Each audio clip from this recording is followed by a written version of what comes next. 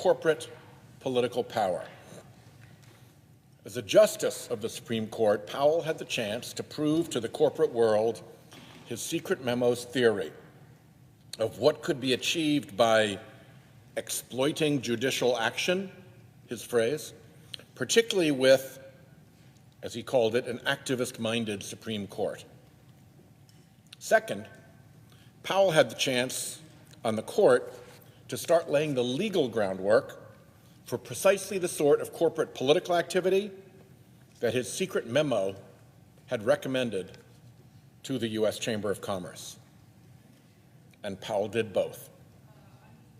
The first case that allowed Powell to implement recommendations from his secret report came in 1976 in a case about the Federal Election Campaign Act.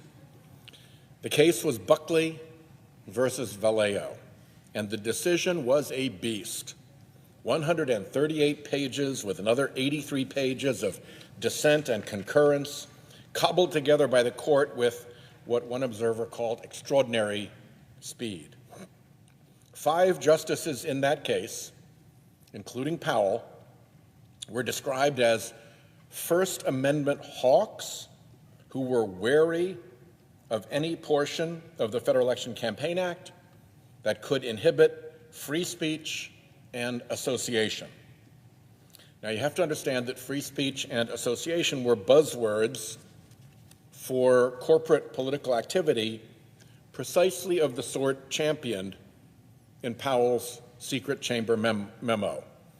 Free speech meant corporate America having the right to be heard, even to, as the secret report said, equal time.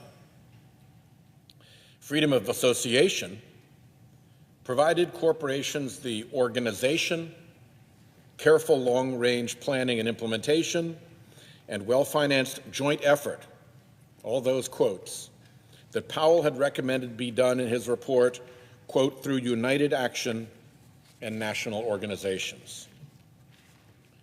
The court's decision in Valeo did 2 non-controversial things. It accepted that campaign contributions could be limited because unlimited campaign contributions could give rise to corruption, or at least the appearance of corruption. Unlimited donations to candidates would even, quote, undermine representative democracy, the court said. No big deal. The court also decided that candidates may spend as much of their own money as they want on their own campaigns.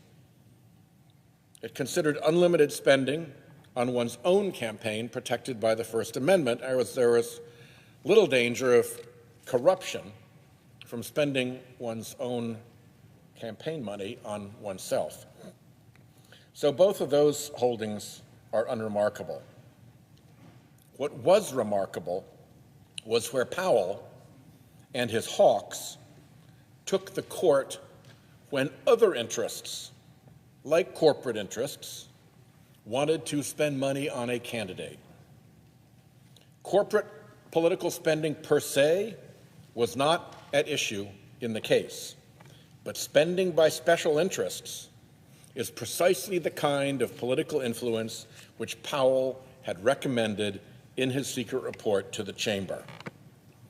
Powell and his hawks said special interest political spending, so long it was not in the form of a campaign contribution, was protected by the same principle that protected a candidate spending his own money on his own campaign. Powell asserted that limiting the supposedly independent special interest expenditures, and I quote him here, perpetrates the grossest infringement on First Amendment rights, end quote. He did acknowledge the interest in purity of elections, but he used skeptical quotation marks around the word purity, just like he had used skeptical quotation marks in his report around the word environment. But Powell dismissed those purity concerns as likely illusory, to use his word. Powell's bench memo for the case critiqued the election law's, quote, attempt to lower barriers to political competition to increase the range of voter voices. It read, "The attempt to open access for the many necessarily involves limiting the power of the few to exercise rights of speech and association protected by the Constitution."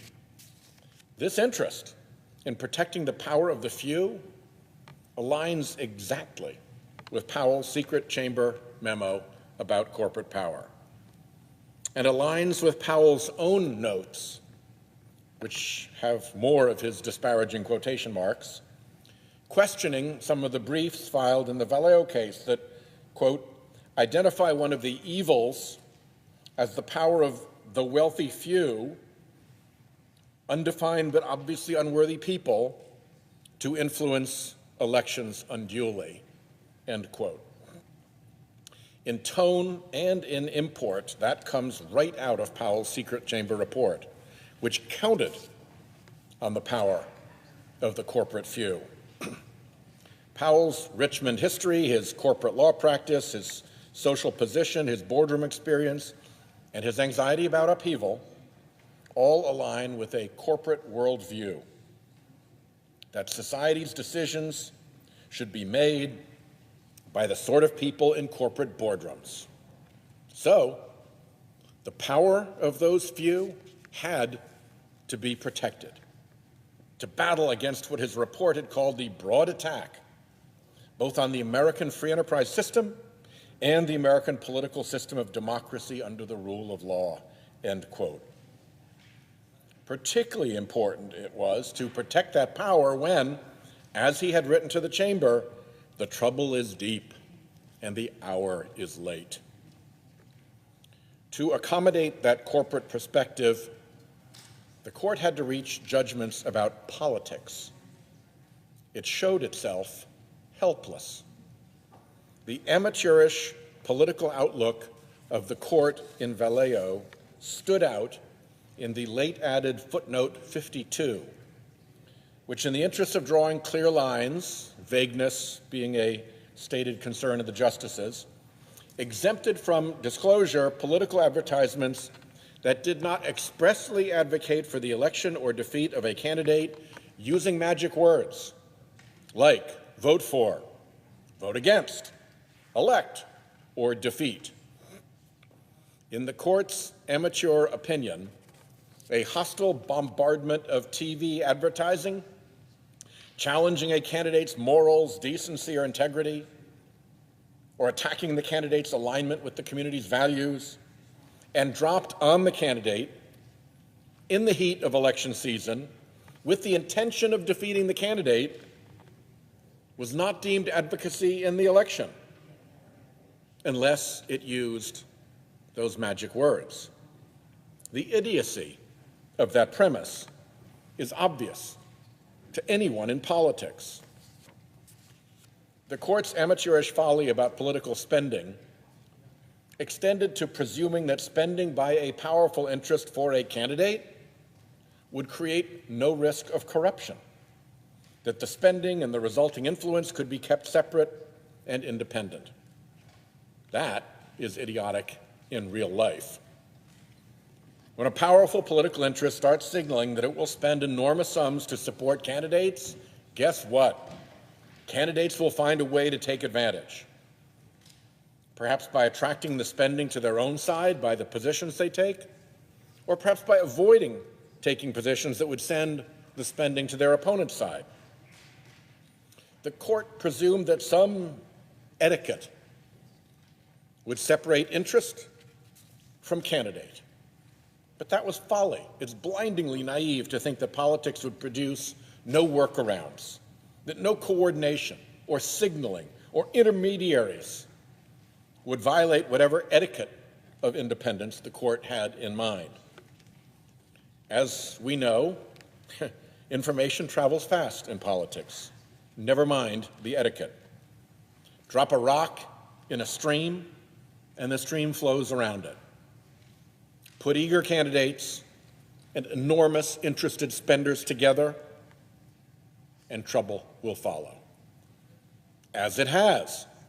Look no further than the corruption of American politics on climate change by the fossil fuel industry, Again, this was idiocy from amateurs.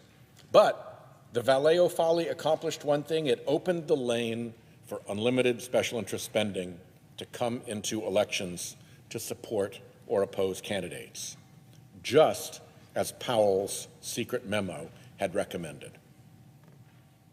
The next opportunity for Powell came 2 years later, and this time it involved not just the type of political activity corporations would likely undertake, but corporations directly.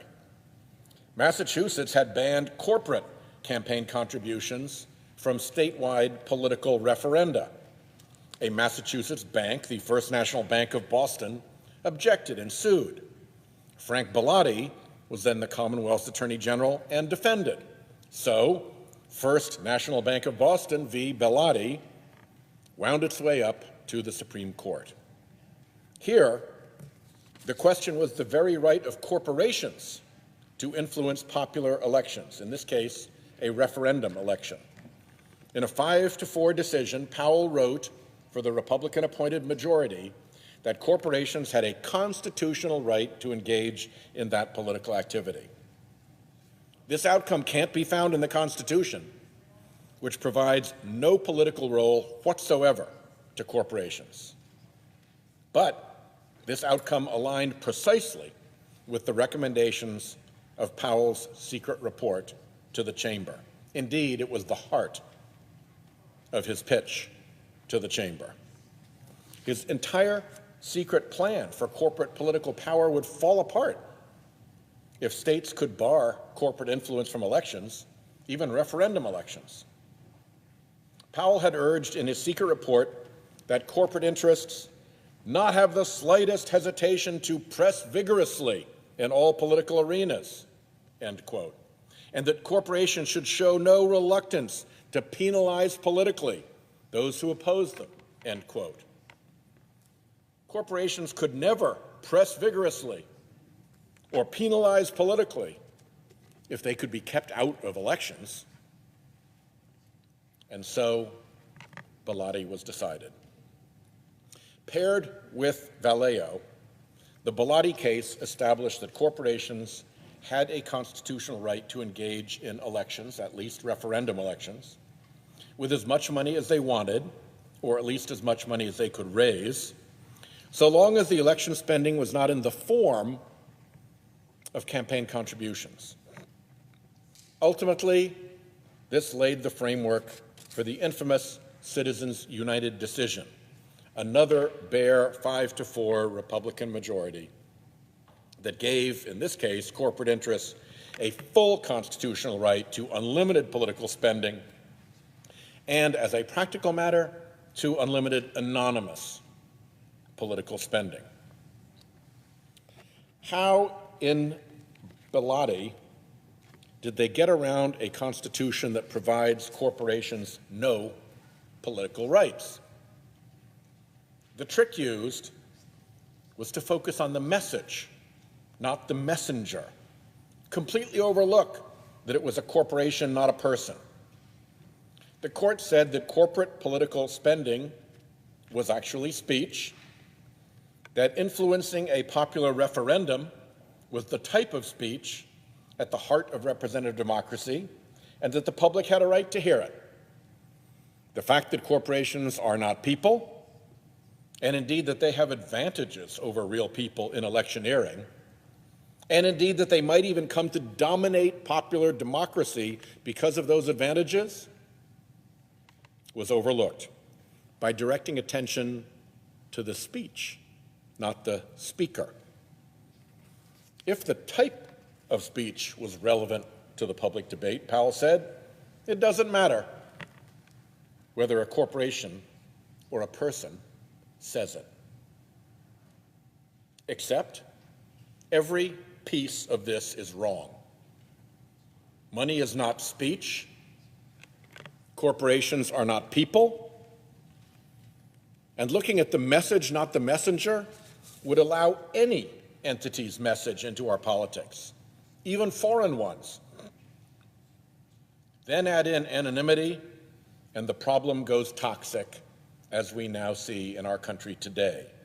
We the people becomes We the hidden anything with money. The last case for Powell was Federal Election Commission versus Massachusetts Citizens for Life in 1986. Here the question was whether an advocacy group of precisely the kind Powell had in mind in the Chamber memo was forbidden to spend its corporate treasury funds in a federal election. Now, the situation was that Congress had blocked corporations from using their treasury funds in federal elections. They had to raise money from voluntary donations, hence the corporate PACs that we've seen that had to raise and spend their own money. The court accepted that corporate treasuries might give corporate voices, quote, an unfair advantage in the political marketplace, given their vast corporate wealth and resources. But in the case before it, the court decided that nonprofits were different. They were designed for advocacy, and they didn't have the same sort of treasury funds as business corporations. Again, remember the Powell memo. Powell didn't recommend that corporations undertake their political work directly. He had pressed for organization, for joint effort. He had urged corporate America to pursue, and I quote, the political power available only through united action and national organizations. And guess what? The U.S. Chamber of Commerce, the national organization to which Powell had delivered his secret recommendations, was a nonprofit corporation.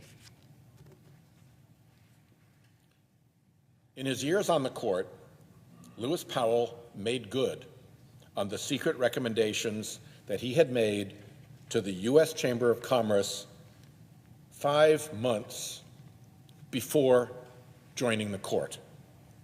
He showed that an activist-minded Supreme Court, his words, could be that important instrument for social, economic, and political change, his words, that he had proposed.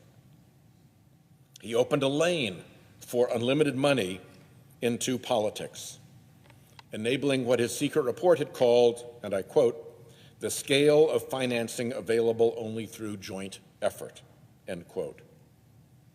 He bulldozed aside bars on corporate spending in politics, so corporations could deploy, just as his report had urged, and I quote here, whatever degree of pressure, publicly and privately, may be necessary, end quote. And he allowed advocacy organizations to spend their treasuries in politics, opening the way for the organization, joint effort, and united action he had called for in his report through national organizations. All the key pieces were in place to unleash the corporate influence machine that he had recommended to the chamber. Influence that dominates much of American politics today. Influence that controls much of what we do in the Senate chamber today, and in which, of all things, the chamber that was his client for the secret report is today the apex predator of corporate influence, red in tooth and claw. Everything was aligned for what Powell had recommended. Corporate political power, assiduously cultivated, used aggressively and with determination, with no hesitation to attack, not the slightest hesitation to press vigorously in all political arenas, and no reluctance to penalize politically those who oppose. It's a dark achievement, but it's quite an achievement. And interestingly, Powell's official biography frames out his judicial career without mentioning his role as the early orchestrator of corporate political influence in American politics. It is actually likely his most significant and lasting legacy. To be continued. I yield the floor.